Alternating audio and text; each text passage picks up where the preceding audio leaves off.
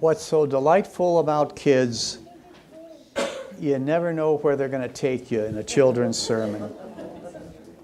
And you just have to roll with the punches. And I think that Katie does a great job. Katie, geez. You have to forgive me on names today. I just seem to be off on them. On Kathy. I don't know why. I apologize, Kathy. I've done that to you quite a few times. Katie and Kathy, for some reason. That's all right. We don't care. Everybody else knows who you are, right? I want to read to you from the Deuteronomy, the fifth book of the Bible. And I want to read you from the 8th chapter in celebration of Thanksgiving. The Lord your God is bringing you into a good land, a land with flowing streams, with springs and underground waters, welling up in valleys and hills, a land of wheat and barley, of vines and figs and pomegranates, a land of olive trees and honey, a land where you may eat bread without scarcity, where you will lack nothing, a land whose stones are iron, and from whose hills you may mine copper. You shall eat your fill, and bless the Lord your God for the good land that he has given to you. Take care that you do not forget the Lord your God by failing to keep his commandments, his ordinance, and his statutes, which I am commanding you today. When you have eaten your fill, and you have built fine houses and live in them, and when your herds and flocks have multiplied, and your silver and gold has multiplied, and all that you have has multiplied, then do not exalt yourself, forgetting the Lord your God, for he is the one who brought you out of slavery into the land of Egypt, who led you through the great and terrible wilderness, an arid wasteland with poisonous snakes and scorpions. He made the water flow from you from flint rock, and fed you in the wilderness with manna that your ancestors did not know, to humble you and test you, and in the end to do you good. Do not say to yourselves, my power and the might of my hand have gotten me this wealth. But remember the Lord your God, for it is he who gives you power to get wealth, so that he may confirm his covenant that he swore to your ancestors, as he is doing to you today.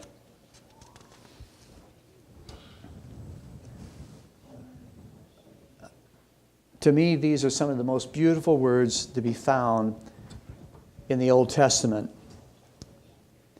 Here in chapter 8 of Deuteronomy is a list of all the things that God has done for us and what he will do for us. For the people of Israel, he will also do these things. When I use the word list, I don't like the word list.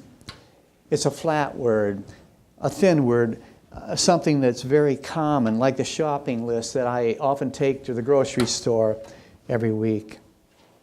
I wish I could think of a better word than list, but I can't. So I guess we'll have to go with this word. This list is filled with, I think, grand words, poetic words that keep coming one over the other, words that flow and tumble, much like the flowing streams and the welling up of springs and the deep underground of the springs that they come out of, which this passage you had today began. This is a list that you only get once, a list that is unique to Israel. God gives all of these great things to Israel. Wheat for bread, grapes for wine, juicy fig trees, and especially all, this is a word that I just love to say, the sweet tartness of ruby red pomegranates.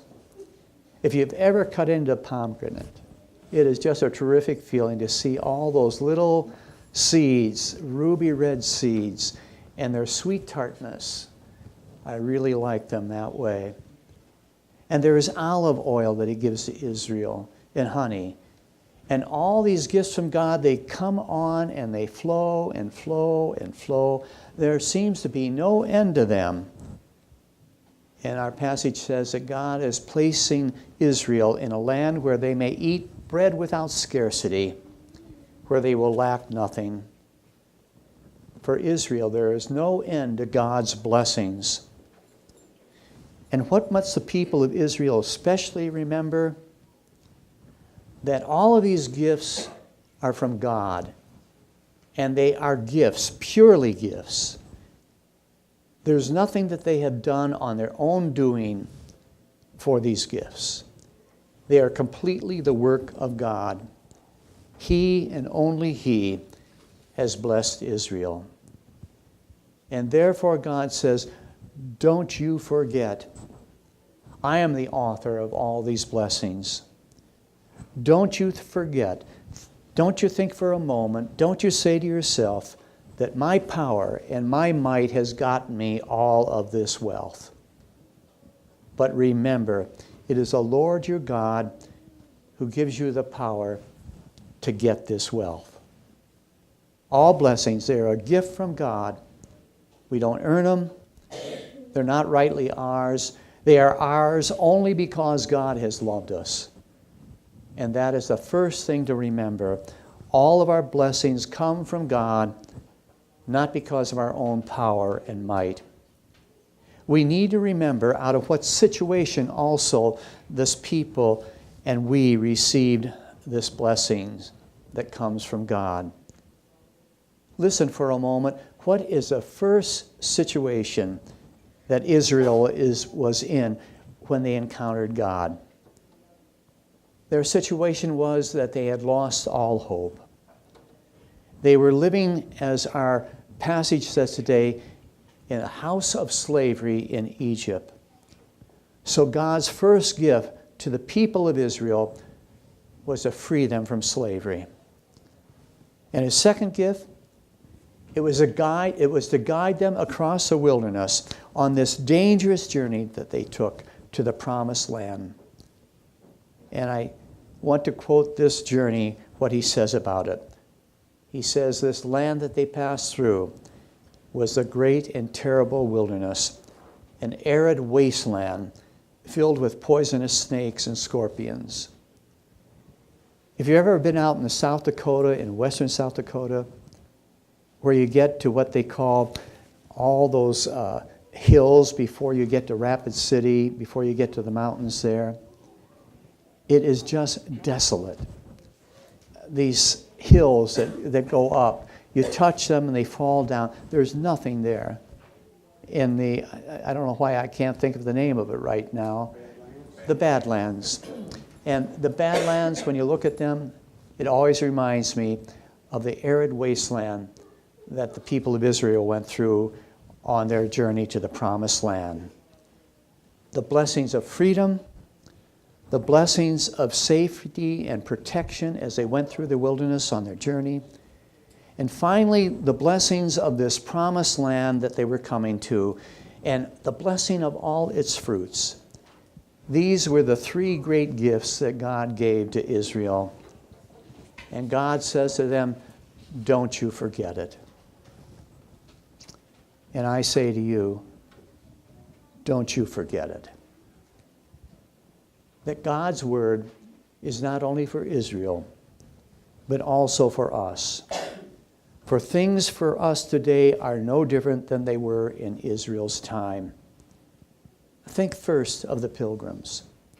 Though not as severe, the Pilgrims in England experienced a slavery similar to what Israel experienced. What was their slavery? They were persecuted and not allowed to practice their religion. And so the Pilgrims set out from England, and like Israel, theirs too was a dangerous journey. They sailed across a dangerous and unknown ocean. If something went wrong, there was no Coast Guard to rescue them. If they lost their bearings, there was no beacon or lighthouse to show them where to go. And when they made landfall, just like Israel, they were in a land that they had never seen before and that they knew nothing, absolutely nothing about. No one greeted them. There were no houses with warm fireplaces waiting for them. They had no food but the food that they had brought with them, a food that they had to eat day after day after day on that ship, the Mayflower, that made this long journey across the Atlantic. And not only had this food become tiresome for them because they ate it day after day after day, but often it was found to be rotten. They landed after the growing season in Massachusetts, almost at the beginning of winter, and by spring almost half of them were dead. Yet they were thankful, and soon they prospered in this land that was rich, that was a fertile ground, full of promise. So they, just like the urgings in our passage today, did not forget the Lord their God. And they believed that it was God who brought them safely across the ocean, who gave them this new land, their promised land, where they are now free to worship God as they believed. And when their first harvest came in, what did they do? On that late October day in Plymouth, Massachusetts, they thanked God with a day of worship and feasting, the day that Kathy has just told us is celebrated as Thanksgiving this Thursday. And we, like Israel and our pilgrim ancestors, must also thank God. For though our circumstances are different, vastly different, we're so much more comfortable than what Israel and the pilgrims had. All that it has, that we've had, has, though, come from God. Our blessings are not from the power of our own hands. They all come from God. Everything that we have is a gift from God. And you know how I know this? Start with your very existence. Your birth was a gift. You had absolutely nothing to do with it. Who brought you into existence? Was it really your parents? I guess you could say that their act of love had something to do with it.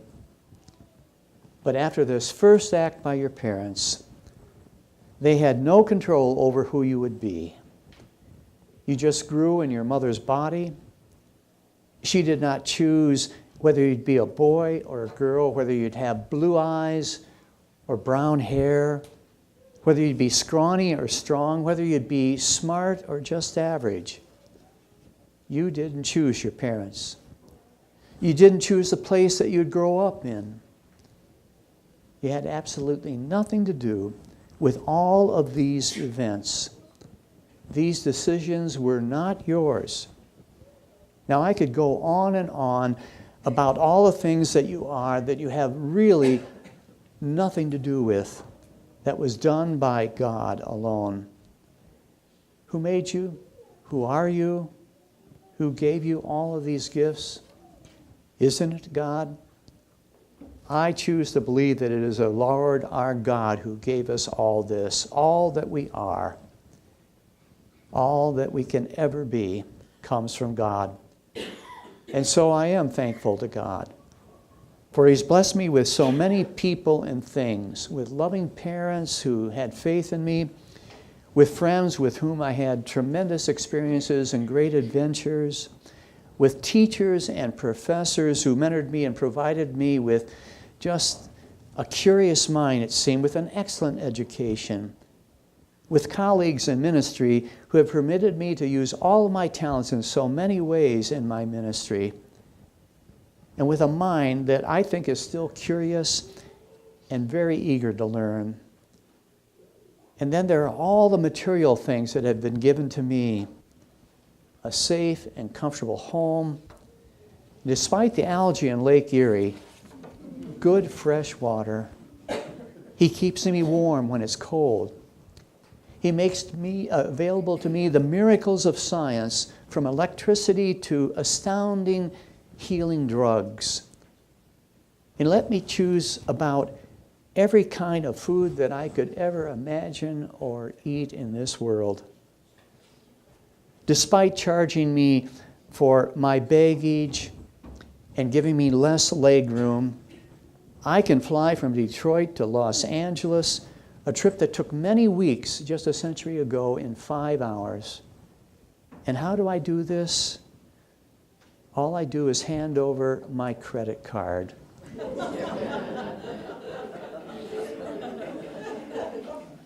And magically, I'm on my way across the plains, across the mountains, to sunny California. And why am I able to receive all these gifts? Only because God gave me birth in America.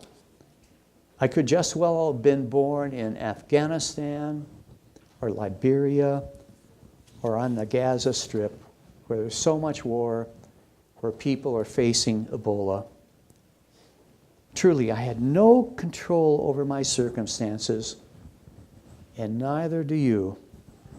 Our lives, when you get right down to it, are completely in the hands of God. It's by His power, by His might, that you and I received our existence and every single one of our blessings. And so I must thank God, and so must you. How can you show your thankfulness? I guess you can do it with prayers. We can give God a big thank you that way. But prayer isn't enough. And I guess we can sing songs of praise like we do every Sunday. But worship is not enough. You and I must go beyond words, no matter how sincere and pretty those words might be. There must be substance to our thanks. Our thanks needs to be enfleshed. And that means our thanks needs to be physical. Physical. I guess if you grow corn or beans, you could come in here and dump a ton of corn or beans in front of this altar. But I don't know what I could do with them.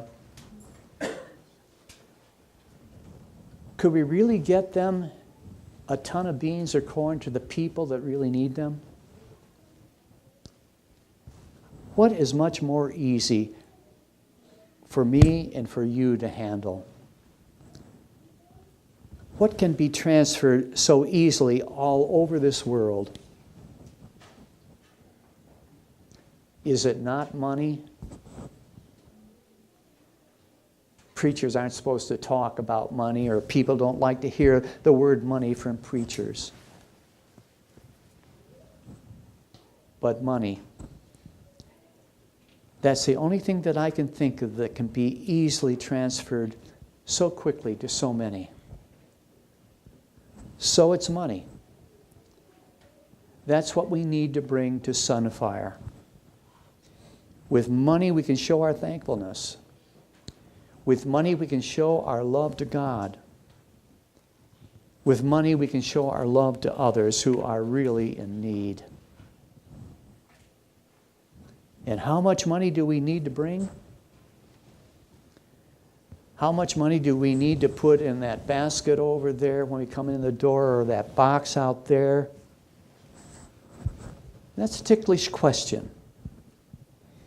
Each of us has a different financial situation that's different, that is unique to us.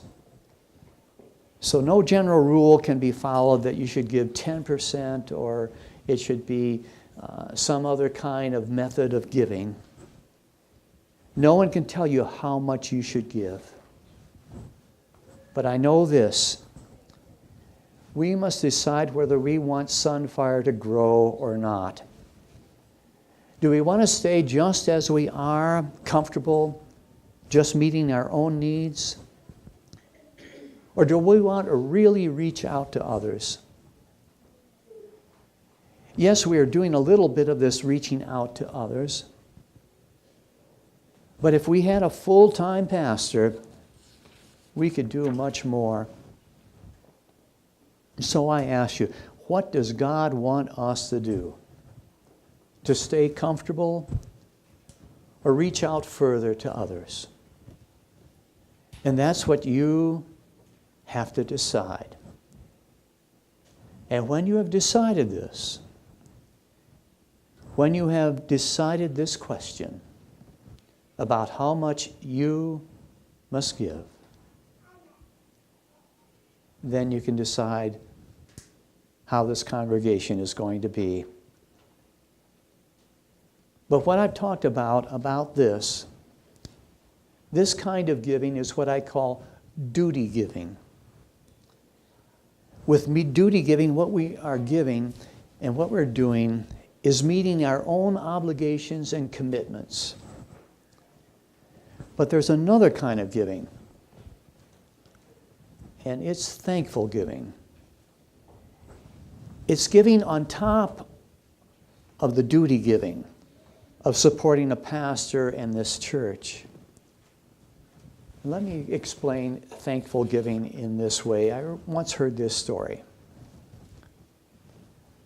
A mother sent her son to the florist to buy flowers for the dinner table.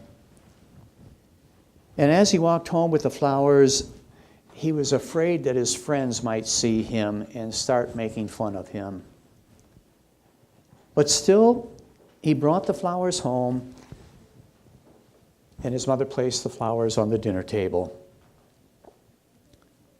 It was his duty to do this, and so the son fulfilled his obligation. But many years later, he fell in love, and he brought his girlfriend flowers. And as he walked down the street and up her steps, he wasn't worried about somebody seeing him with this bunch of flowers and making fun of him. He was only thinking about how happy he was, and how happy he was to have this girlfriend, and how happy she would be to receive these flowers, and how thankful he was for the love that he received from her. And that's kind of the difference between duty giving and thankful giving. And so I say to you, make a decision about your giving. Decide what you want to give to Sunfire, that Sunfire might grow. Or decide what you want to give to Sunfire, that Sunfire can just be comfortable and remain the same. But after you decide about that duty giving, I want you to do more. I want you to decide about your thankfulness. How thankful you are for all of God's blessings. Are you just a little bit thankful? Or are you overflowing with thankfulness? And when you have decided that, you can decide about your thankful giving. You can decide about how many roses you should bring. And I hope and I pray that you'll bring many, many roses.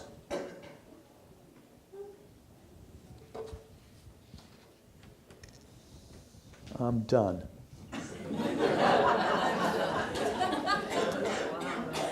But, sit down, Preston. Mary.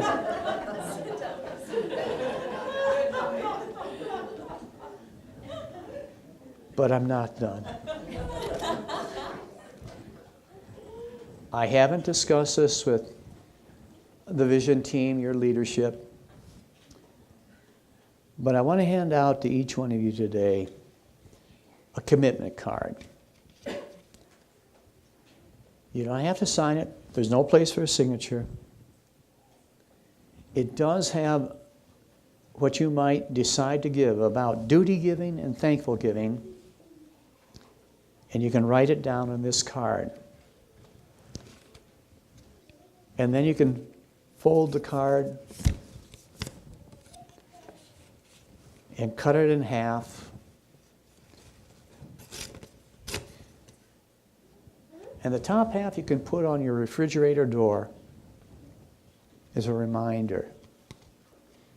In the bottom half, without your name, anonymously, you can return to Sunfire. You can place it in that basket there, or you can place it in the box out there. No one will know what you've decided, but we'll be able to have some idea what kind of vision, how far we can go here at Sunfire. So I ask every single one of you, every family in this room, to use one of these cards and use it in the manner that I said. And if I could call on Kathy over here, maybe to pass out cards over here. And Stephanie, maybe you could take care down here. If you don't get a card, raise your hand and we'll see that you get one. I think I have enough for us today, just one per family. But I really want you to consider that. I don't know what the habit has been here, but I think it's important. And in 2 weeks when I'm back here again, I want to explain to you some of the habits that I use in giving. Habits have been very helpful to me throughout my life. I think of my parents. They were richly blessed, and yet I never really saw them give much to the church, to other organizations. And I guess because of the love that Christ has given to me, it made an entirely different experience in my life of giving. To be able to give generously, to be able to give over in thankfulness. I just hope all of you reach that point of thankfulness in your giving. It really is a great feeling.